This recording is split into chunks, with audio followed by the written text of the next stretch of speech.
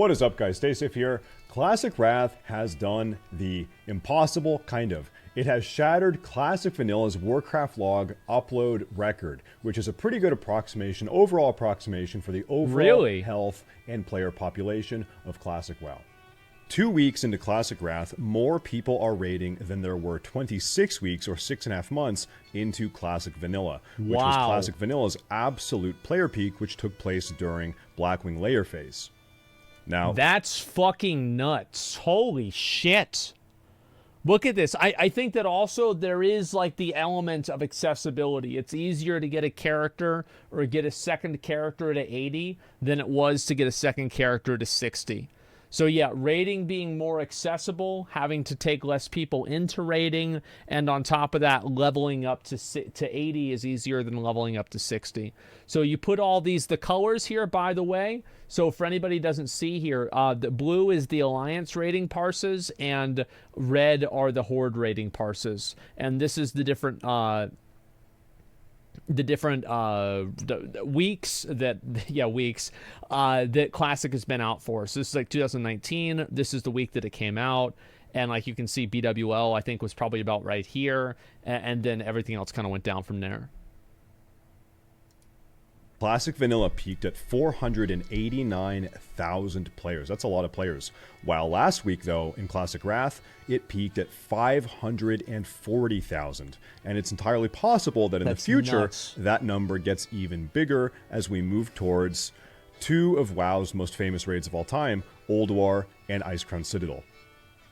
You can also see here another interesting piece of data that while Classic Wrath has around half as much search traffic as Classic Vanilla had on Google and YouTube, that's no surprise. I think that Vanilla WoW was a game that it was so popular that it hit the mainstream. Like, it actually hit the mainstream. Everybody was talking about it in the same way that, like, Fortnite or something like that was. It was such a big release. Wrath of the Lich King is very popular, but it was not that big of a splash because it was, like, the first time they ever did it. Has around 2 times more search traffic than Classic TBC had, which is no surprise to anyone that played Classic TBC. It ended up being a very average experience, and I would call it a relatively shallow gameplay experience as well, especially when compared to both Vanilla and Wrath.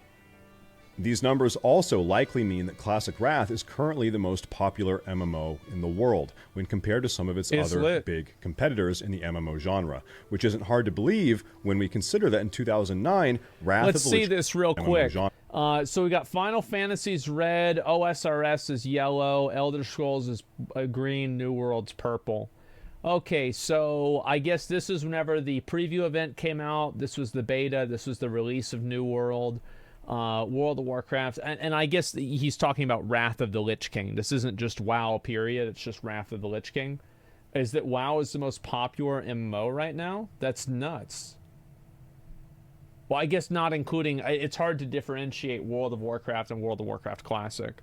That's nuts. ESO below New World? Yeah, well, New World just had that big patch. So, yeah, it makes sense that New World is going to keep growing. New World is going up quite a bit.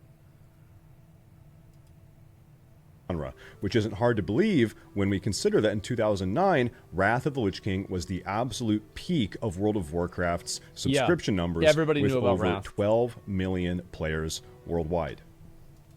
As I said, my dad can recognize one character in WoW, and that's the Lich King.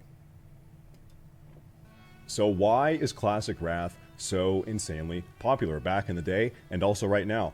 Well, I think the answer is probably pretty simple. There's just a ton to do, and pretty much all of it is fun to do as well. Player progression systems are full and robust. They feel rewarding. Playing multiple characters is fun and rewarding as Leveling is and fun. You always feel like you have something meaningful to accomplish and a positive way to spend your time.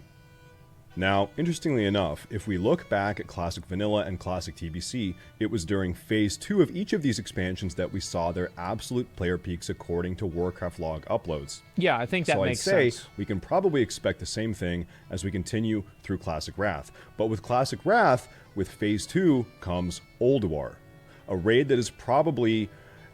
As far as over half of the player base... I'm gonna fucking keep it $150. Ulduar is no joke. Like, this shit was way harder than Nax. And they're talking about keeping it fucking unbuffed. XT Deconstructor was not even killed on 25-man Heroic until they nerfed it. That shit was ridiculous. So I think that, I don't know if we're going to see as many parses as you might imagine. This shit was hard.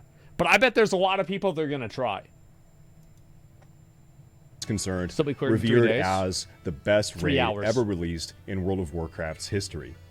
Then, the final phase of Classic Wrath is introducing a little raid called Icecrown Citadel, which is probably the other half of the World of Warcraft player base's favorite raid of all time. So if you're worried about Classic Wrath's health as things go on and things progress, I think you can probably take a big sigh of relief. Now, I think people will be sticking around for the long haul. That's what I'm trying to say. People will stick around in Wrath because they'll want to level extra characters, and leveling is a lot easier. And they'll also stick around in Wrath because PvP is more fun to do. Heroic dungeons are more fun to do. Gearing up your characters is more fun to do. Just in general, the game is more fun to play. But I'm curious to hear from you guys. Are you enjoying Classic Wrath more or less than Classic Vanilla and Classic TBC? Honestly, I've always considered myself more of a vanilla guy, first and foremost, but Classic Wrath is making me feel pretty flustered. Anyway, guys, thank you very much for watching. Please drop a like, upvote the video, and subscribe to the channel if you enjoyed the video. Thank you very much for watching and giving me your time. Hey, keep on enjoying Classic Wrath, and as always, stay safe. All right, I think that was... Oh, there we go. Yeah, there we go. I would say that's probably true. I think, what do you guys... How do you guys feel? Now that Wrath has been out, I'm not sure. Like, I want to give it at least, like, let's wait until TOC until we really start getting our opinions out here about how quality this expansion is and how much people like it more than the other ones. But I do think that it's going to retain players better than TBC because PvP is better. TBC PvP was fucking garbage. It was absolute fucking garbage, RNG fest, and it wasn't fun. Rock, paper, scissors, trash. Wrath of the Lich King is a lot better. TBC, I've said this before, right? I said the TBC PvP was fucking garbage. Most PvPers view the golden age of PvP between, like, Season 7 and, like, either somewhere at the end of Cataclysm or the end of Mists of Pandaria. There are WoD enjoyers and there are TBC enjoyers as well, but I think most people would probably say somewhere in there. In MoP, no, bro, like, I'm not a fan of MoP PvP. I think the best season, I liked the later Wrath seasons, and I also liked the first two. Actually, I mean, I got Girthflack in the third season of Cataclysm, so that wasn't so bad. I felt like the Mists of Pandaria seasons, there was just too much stuff going on. Cata beginning was sick as fuck. Yeah, Vicious Gladiator. Holy fuck. I remember there was this one guy I was friends with, and he was 2,800 rated. And he logged on outside of Stormwind like everybody else, and he was a fucking duelist. He was a rank 1 duelist. I remember he was a Ret Paladin. Oh, God. That guy was so upset. Oh, it was so fun. It was so fucking funny, too, though. He was the last person who didn't get Gladiator. Rogue Legendaries ruined PvP in Cata? That's not really true. The fact is, Rogue Legendaries weren't even as overpowered as a lot of the caster trinkets. Cunning of the Cruel and Dragon Wrath and Rakthrak the Poisoned Mind were much more effective and powerful than any of the rogue trinkets or the rogue weapons. Now, they had there was a trinket that was really overpowered for rogues that you can get in Dragon Soul. I forgot what it was called. And they nerfed it.